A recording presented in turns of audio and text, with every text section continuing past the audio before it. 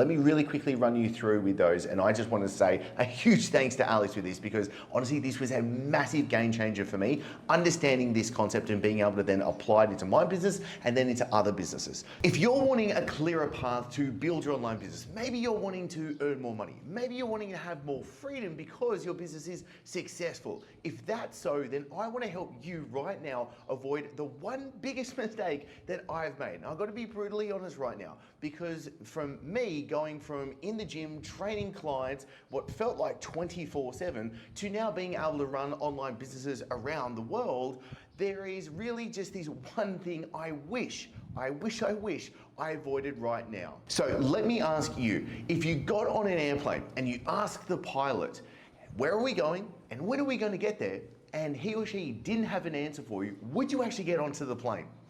Probably not.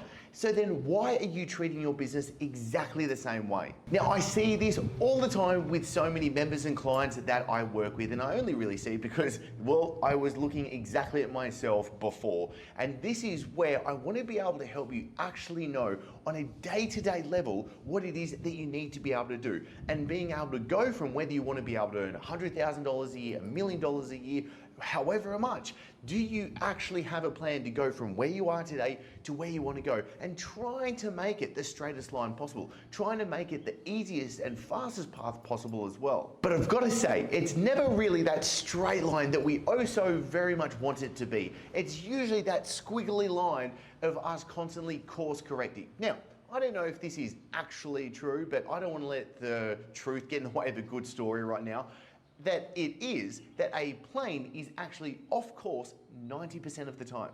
Now, if so, then that means 90% of the time, it's constantly got to be course correcting. And I see this exactly with what it is that we need to be doing to be able to build our businesses. Just like you, just like me, we need to be constantly course correcting to make sure that we are doing the right things, going in the right direction, so that we can achieve what it is that we want to achieve. And so to make this really practical, we have to answer at least one key question to get this going. And that's going to be, are you actually on track for today, this week, this month, this quarter, this year? And if you don't know, then chances are you probably aren't on track. And therefore, we just really need to be able to do what I'm going to show you right now to get us back on track, to make things so much simpler. And it really starts with you being able to just know your numbers. We need to know the numbers in our business, because we can look at it like a scorecard. And that scorecard is going to tell us if we're doing good, if we're doing bad, and what are the things that we need to do to actually be able to make better so that we have greater momentum. And chill out, we're not going to make this complicated. I'm going to keep this really simple in this episode, because to be perfectly honest, I have to keep it simple, because if it gets too complicated, I'm going to lose it and I ain't going to understand it. So I want to share with you right now what I actually use with clients and members on a monthly basis. I call this the monthly dials. And this is really understanding a few key numbers to understand, are you on track for what it is? And specifically, to make it practical as well in this episode, I want to do this for a service-based company. Let's do this for professionals or experts really selling their services right now. And the key numbers that we need to be able to go through is going to be, how many leads did you have coming in through for the last month? How many conversations did you have coming through for the last month? How many sales did you make in the last month? And what was your revenue in the last month as well? These are just 4 key numbers that we can at least start off with to give us some guidance. Now, the reason that we start with these 4 numbers is simply because it gives us a really easy jumping off point to understand what is actually broken, what is working, and then we can figure out from the things that are broken, how do we fix it, and the things that are working, how do we double down on them as well. Now, I'm just going to pull up the actual numbers of a client's work that we did with their dials work just yesterday. And so I'm going to give you the breakdown of what it is, and we're going to go reverse engineering, okay? So they're selling a $2,000 product. Now, what we're doing is they want to be able to have 6 sales per week, okay? So 6 sales at $2,000 is going to be $12,000 a week coming on through. Now, how do they make that actually happen? Well, then they need 9 conversations to be able to sell the 6. So their current conversion rate, if they get 9 people to have a conversation with them, whether it's a Zoom call face-to-face, whether it's on the phone, they're going to be able to sell 6 of those people coming through. Now, to get to the 9 conversations, they need 20 triage sessions. So we just call a triage session a really quick 10 to 15 minute chat, really just making sure, is this person the person that you can actually help, and what they're looking for, do you have as well? So they need to be able to have 20 triage sessions. Then they're going to have to get those 20 triage sessions, 40 people to actually apply. Okay, so then we need 40 people to apply in that week. So just 6 people a day coming in for an application that is then going to turn into the quick triage session that turns into that sales conversation that gets them 6 sales a week. And so therefore we can reverse engineer and look on a week-to-week basis. Well, number one, did they get the 40 applications? Number 2, did they get the 20 triages? Did they get the 9 conversations, and did they make the 6 sales?